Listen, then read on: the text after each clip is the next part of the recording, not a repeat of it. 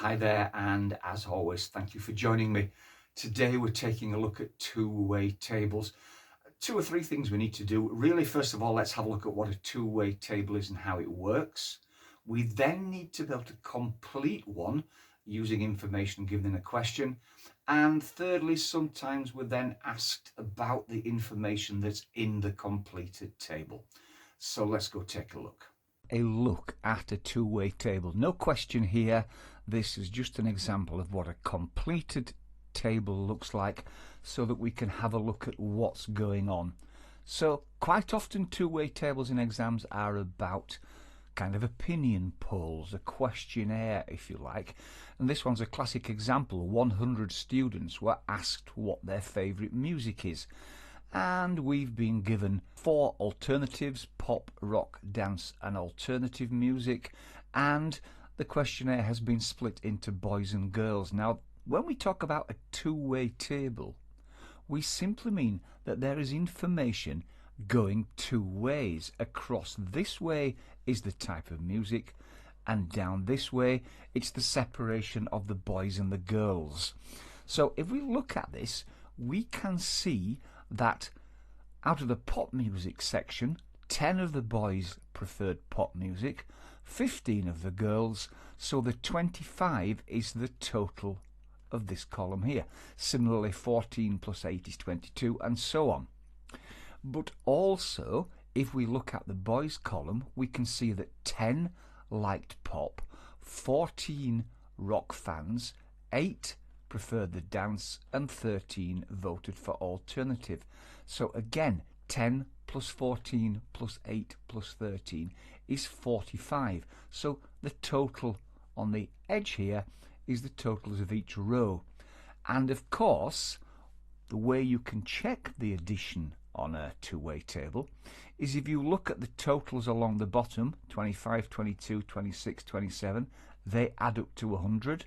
But also the number of boys and girls, 45 and 55, add up to 100. If that's not the case, then the figures are wrong somewhere. So there we go, a two-way table. It is simply giving us two lots of information and putting in the numbers for us. Now let's have a look what happens when we get asked a question concerning a two-way table. A typical question. It tells us that Kevin is running a market stall and we've got information about the items he has in stock. So, two lots of information. Across the top then we have the types of things he sells, so t-shirts, jumpers and coats, etc. And then down the side, this time the information is telling us about the sizes, small, medium, large. So each box is a particular item. For instance, here means he has in stock 51 large jumpers.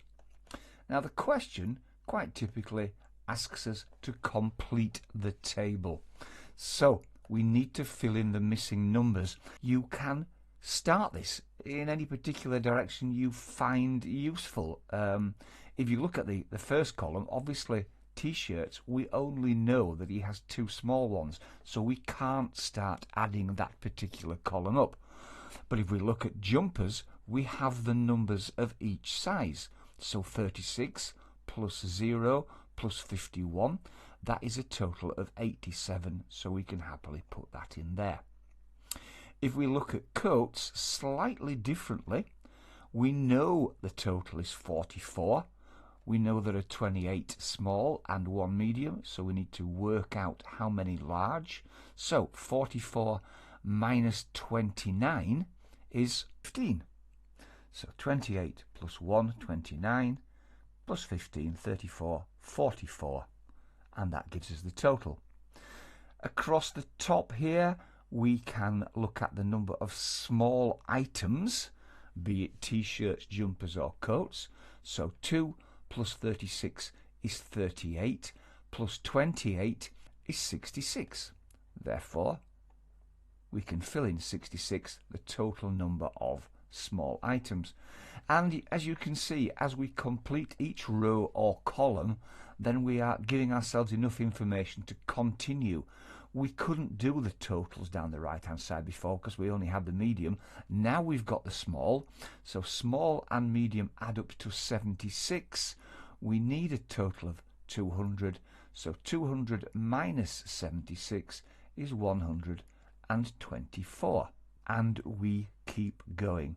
The easy one that I can see here now is the medium items, 10 altogether, 1 coat, no jumpers, so the other 9 must be t-shirts.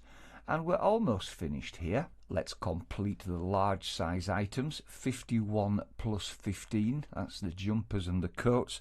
They add up to 66. We know there are 124 items in total, so 124 minus 66 means the other 58 must be the t-shirts. Adding the t-shirt column up, 58 plus 9 is 67, plus 2 is 69. That's the box completed, always worth checking by looking at the totals.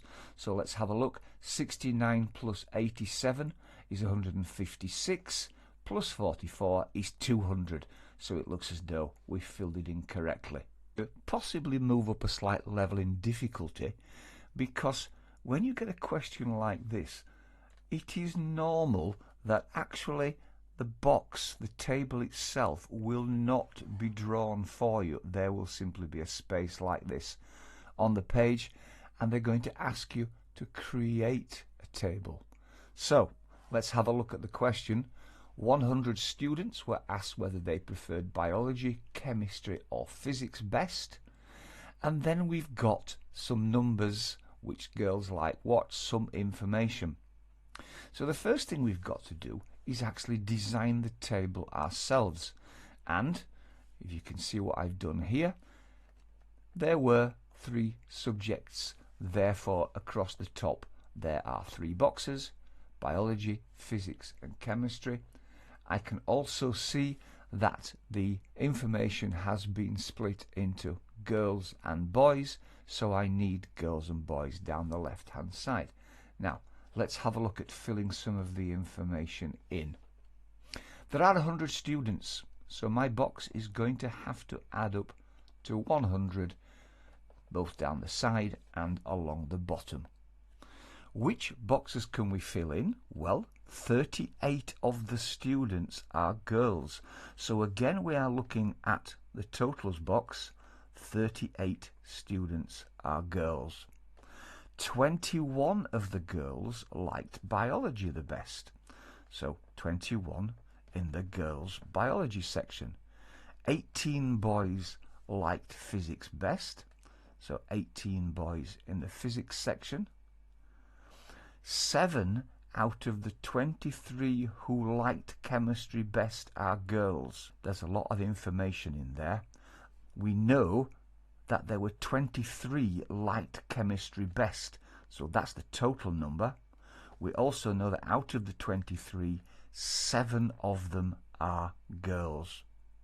So that is all the information that is being given here. We want to know the number of students who like physics the best. So our answer is going to be in this box here. We don't necessarily have to fill in the whole box here. All we need to do is complete whichever column or row we can in order to get to this number. Indeed, if you look at this particular example, if we look at the girls, 21 of them liked biology, 7 liked chemistry, so that's 28. We know there are 38 girls in total, so the other 10 must like physics. Now we actually have got the information that we need to answer the question without filling the rest of the box in. 10 girls like physics, 18 boys, therefore in total 28 of the students liked physics. You can fill the rest of it in by following the same process that we did before and check, but in this case that is all we need to do to reach the answer. Final question. I've called this a challenging question simply because, as well as having to work out a two-way table, the question is about probability and fractions and simplifying, so mixed skills here. Let's leave the probability and other bits to the end. The first thing we need to do is complete the table. So in this table, 56 students were asked whether they'd watched tennis the previous day. So we know our total. It's 56 in the bottom right hand box. 20 of the students are boys, so 20 are boys. Let's fill in what we know as we go along. If 20 are boys and there are a total of 56, then the other 36 must be girls to add that column up. 17 girls watched the tennis, so that's 17. We know there were 36 girls altogether, so if 17 of them watched it, then the other 19, 36 minus 17, 19 did not watch the tennis. 32 students didn't watch the tennis, so altogether 32 students didn't watch the tennis. 32 minus 19 girls means there must have been 13 boys who didn't watch the tennis. Carry on and finish it. If 13 boys didn't watch it out of the 20, that means the other 7 did. So now we know that 17 girls and 7 boys watched the tennis, so that is 24. Does 24 and 32 add up to 56? Yes, it does. So we can be happy that our box is completed. Now, it says one of these students is chosen at random. So imagine all the students are in a room and somebody's name is picked out at random. We are asking for the probability that the student who is chosen will be a boy who watched tennis yesterday. So, look at the table. How many boys watched tennis? The answer is 7. Give your answer as a fraction in its simplest form. So to write this as a probability, there were 7 boys out of a total of 56 students. So as a probability, it's 7 out of 56. And of course, it says simplest form, so we're being asked to simplify the fraction. The top and the bottom will both divide by 7. 7 divided by 7 is 1, and 56 divided by 7 is 8. So the probability is 1/8. And there we go, two-way tables. I do hope you find that useful.